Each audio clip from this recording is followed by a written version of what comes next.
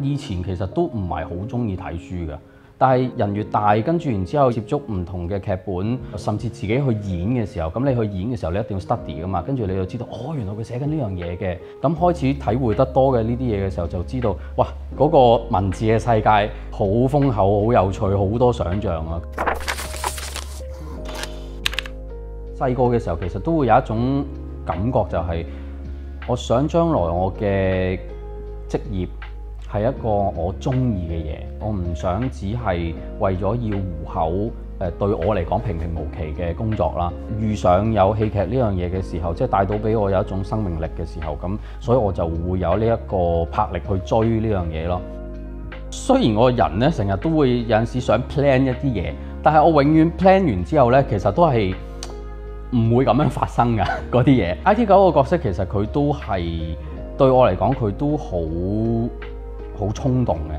即係佢首先喺第一步，即係佢俾人炒咗之後，跟住佢決定要賣晒所有樓，然之後去創業。呢個唔係一個好 under planning 嘅東西嚟㗎嘛。但係佢有呢個信念咯，或者有呢一個魄力繼續去追咯，係啊。話劇團我第一個戲就係做卡繆寫嘅一個劇本叫《卡里古拉》。咁嗰陣時咧，其實真係唔係好明啲文字究竟講緊啲乜嘢嘅。咁但係就有一種感覺就係佢好似講緊一啲對我生命有關、影響緊我嘅一啲嘢喎。我 associate 唔到係啲乜嘢，但係就種咗一個咁嘅種子喺度嘅。而我係覺得好有趣，好想去了解嘅。嗰陣時我做卡里古拉嘅時候，咁當時主角邱庭輝係啊，咁佢就揾咗另外一本就係即係《卡繆異鄉人》嚟睇。咁嗰陣時我就有呢個印象。咁嗰時佢同我講話佢好中意呢本書咁樣樣。咁於是喺書局嘅時候見到呢一個，咁我心諗好啊，不如買嚟睇下。咁一睇嘅時候呢，有種無名嘅興奮，唔知點解我幾中意荒誕劇。佢講出嚟面嗰陣，佢唔係要你睇面嗰陣咯，佢要你睇底嗰陣。我好多時我好中意嘅就係去 taste 佢底嗰陣究竟想講啲乜嘢。譬如話異鄉人啦，佢底嗰陣好豐厚，係啊。咁然後當我去細味嘅時候，我就會覺得聯想到好多一啲自己嘅感受啊，或者自己嘅一啲體驗啊，既可悲又可笑，但係佢又係咁現實，就係咁真。嗰樣嘢好似好平淡咁樣，係啊。咁我就覺得呢啲嘢我中意啊，係啊。咁所以就即係揀咗呢一本書咯。咁除咗即係工作需要啦，咁自己都比較中意睇對話嘅。我譬如話 Harold Pinter 嘅背叛啦，因為佢又係一個荒誕劇嚟嘅。但係咧，佢係一個好實在嘅荒誕劇。因為如果我哋講下荒誕劇，有陣時可能我哋會聯想到Samuel Beckett 啊，即係Waiting for Godot 咁樣嗰類，即係有好多真係好抽象嘅台詞。但係背叛呢個係比較寫實啲嘅。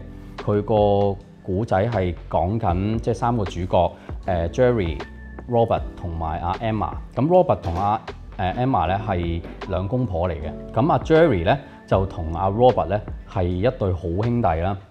咁佢哋都係已經有家室㗎啦。咁但係咧阿 Jerry 咧就同阿 Emma 就愛上咗嘅。咁而喺 Pinter 佢寫呢一個古仔裏面咧，最有趣嘅嗰樣嘢係佢寫緊一啲好似好普通嘅一啲對答，但係佢下面蘊藏好多嘢咯。即係我譬如話其中一場就係阿 Robert 知道咗原來阿 Jerry 同咗阿 Emma 一齊幾年已經。佢嗰場戲就係佢同佢食飯，跟住佢哋不斷就喺度討論嗰個作家寫嘅嗰啲作品係點。然之後佢哋係從來冇講關於佢哋之間嘅事，但係喺佢哋嘅呢一個食飯嘅對話裏面，我哋慢慢會見到 Robert 由佢幾時佢會覺得想準備係咪要揭開呢件事呢？定係唔揭呢？但係 Pinter 最恐怖嘅一樣嘢就係佢用面頭嘅嗰陣嘅説話，其實佢隱藏咗好多暴力喺入邊咯。係啊，用嗰啲説話嘅暴力係最恐怖。而觀眾我哋知道佢後面講緊乜嘢，但係表面完全冇嘢發生啦，好似咁。我覺得即係呢一種就係我自己好中意嘅東西咯。首先我要好多謝導演阿基，佢俾咗好大嘅空間俾我去發揮嘅。咁佢因為本身個設定就已經即係佢呢一個富二代，自己去想像嘅時候有好多發揮空間。我譬如話即係玩一啲得意嘢嘅，就係俾呢個角色有一種傻氣啊！即係佢亦都好單純咁，佢好想做好嘢咁，但係佢就做咗好多蠢嘅嘢出嚟㗎嘛，係啊。咁而佢自己又唔自知喎，佢又好有自信咁樣去做喎，係啊，咁所以就喺個過程咪同阿導演咁樣一齊去研究咯，跟住我就會同導演，我想咁做啊，得唔得啊？咁阿基話你去啊，你做啊。我譬如話同 Gigi 嗰場喺酒吧嗰度，因為阿 Gigi 要鬧醒我啊嘛，咁跟住然之後嗰陣時我哋突然間諗到，因為你知我同阿 Gigi 有一個身高差㗎啦，係啊，咁跟住然後我突然間我剔到，我覺得俾佢鬧嘅嗰一刻咧，好似一個小朋友咁樣，跟住我又話，不如你試下將我成個搬上張凳嗰度，係啊，咁即係呢啲都係我哋喺現場裡面嘅一啲創作咯。有陣時我覺得經驗越多咧，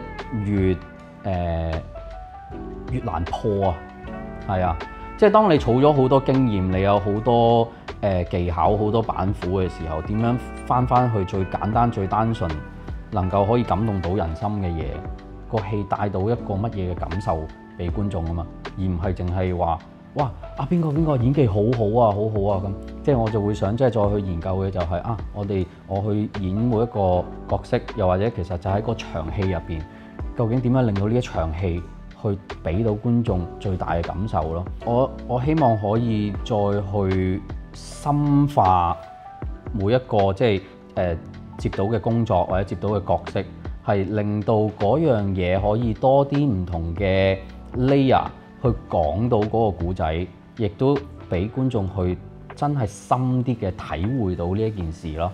係啊，咁呢個係我自己嘅方向咯。